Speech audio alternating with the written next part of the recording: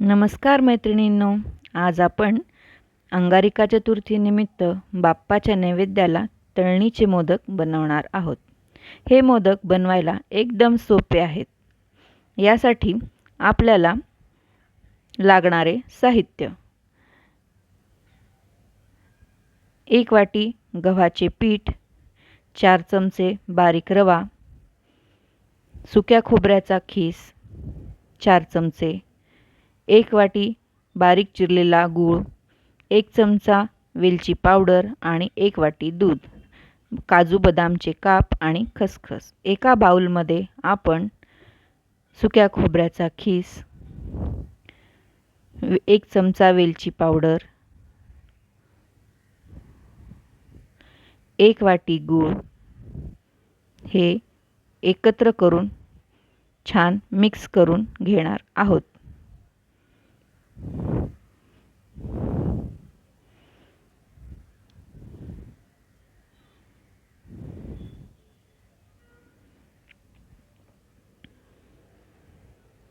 आता यामध्ये आपण 1 चमचा खसखस, काजू बदामचे काप घालून हे सारण छान एकत्र करून घेऊ।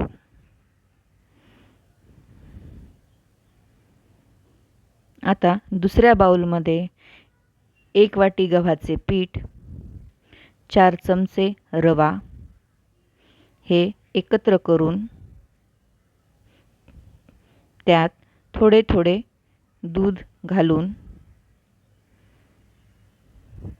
हे पीठ छान घट्ट असे मळून घ्यायचे आहे।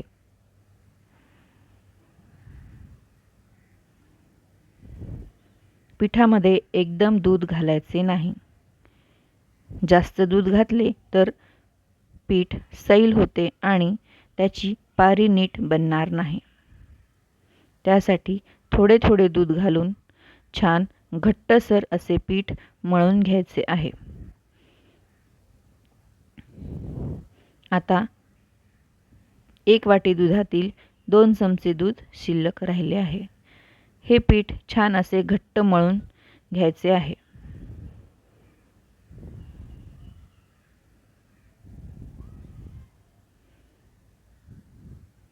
हे पीठ आता आपण छान घट्ट मळून 10 मिनिटांसाठी झाकून ठेवणार आहोत। 10 मिनिटांनंतर पहा कसे पीठ छान मऊ लुसलुसीत झाले आहे। आता याचे आपण छान छोटे छोटेसे असे गोळे बनवून घेणार आहोत।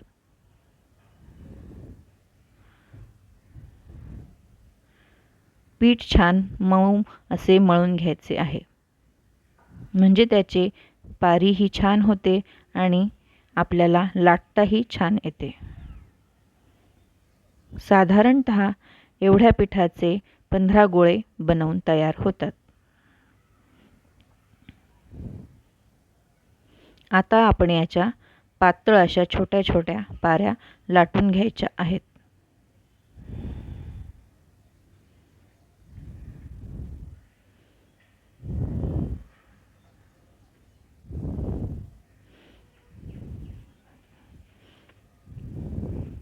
मी याच्या 5-6 अशा पाऱ्या एकत्र लाटून घेतल्या।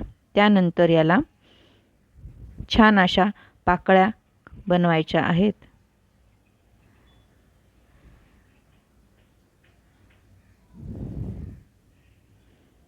आणि त्यात हे बनवलेले सारण छान भरपूर असे घालायचे आहे। त्याला थोडेसे दाबवून छान अलगद हाताने मोदक बनवून घ्यायचा आहे। हा मोदक एकदम छान खुसखुशीत लागतो आणि 4-5 दिवस छान टिकतोही। अशा प्रकारे मी सर्व मोदक बनवून घेत आहे।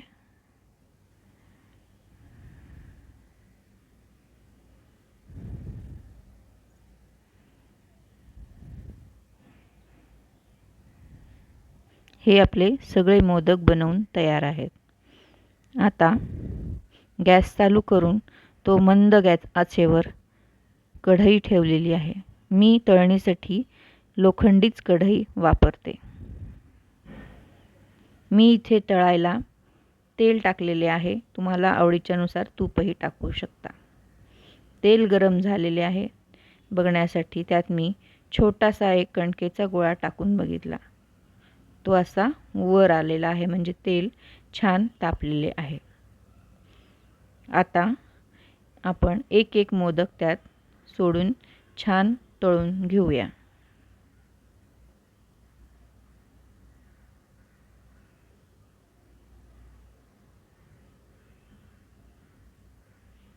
मोदक आपल्याला छान मंद आचेवर सोनेरी रंगावर तळून घ्यायचे आहेत.